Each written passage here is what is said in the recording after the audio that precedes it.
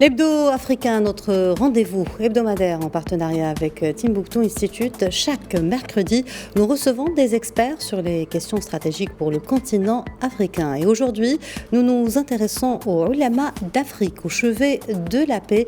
Et pour en parler, nous sommes en direct avec Dr Bakary Samb, directeur régional de Timbuktu Institute. Bonjour Bakary Samb et merci d'être avec nous. Merci de votre invitation et bonjour à tous nos téléspectateurs de Médian TV.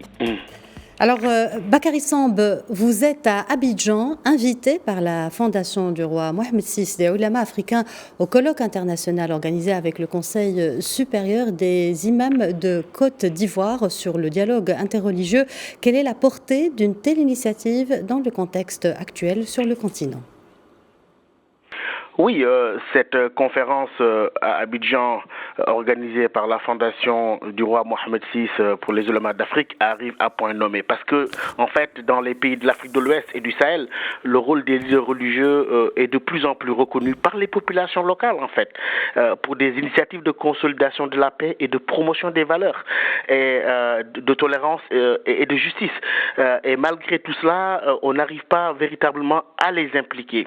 Et il faut rappeler que déjà en avril 2015, lors de l'Assemblée générale des Nations Unies, visant à promouvoir la tolérance et la réconciliation pour lutter contre les menaces, il a été souligné ce rôle-là, de même en 2018. Donc, par cette initiative d'abord de mettre en place cette fondation pour les ulémas d'Afrique, le Maroc s'inscrit dans la perspective du groupe de travail interagence des Nations Unies pour les relations avec les organisations confessionnelles et le comité des ONG religieuses, et qui rappelait d'ailleurs que les acteurs religieux ont pour responsabilité véritablement de contribuer à la construction des sociétés pacifiques, inclusives et capables de résister aux conflits.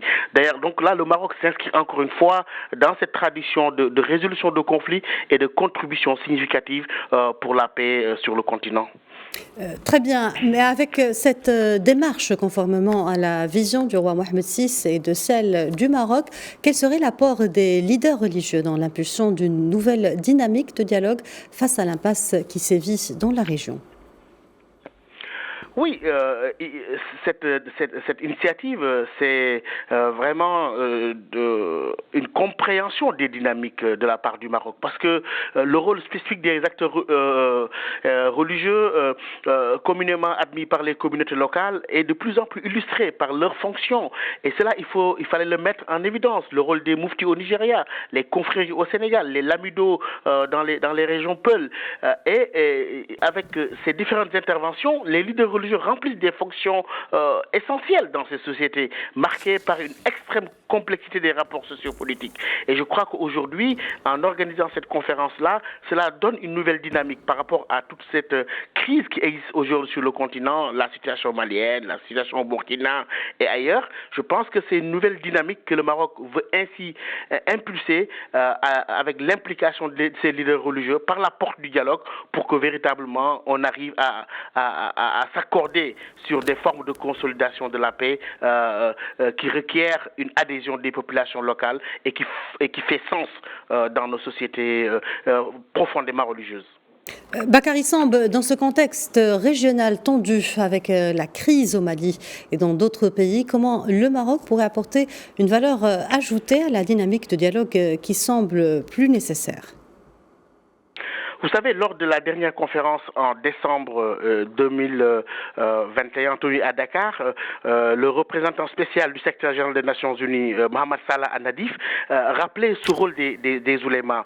Et je pense que ce n'est pas un pur hasard si les Nations Unies s'impliquent sur ce volet assez important et que récemment même en Mauritanie, une conférence similaire a été organisée. Je crois qu'aujourd'hui, il est temps d'accorder le statut de solution aux stratégies endogènes. Ces stratégies endogènes, par le biais de l'implication des éléments et des leaders religieux, véritablement constituent, je pense, une nouvelle opportunité donnée par le Maroc et la Fondation Mohamed VI pour les ulémas d'Afrique pour que véritablement la résolution des conflits soit l'affaire de tous. Au-delà de la militarisation et de l'approche sécuritaire, l'approche endogène, les solutions locales et l'implication des religieux, à mon avis, ont toute leur place dans ce nouveau contexte avec toutes ces tensions qu'on va se multiplier dans nos régions.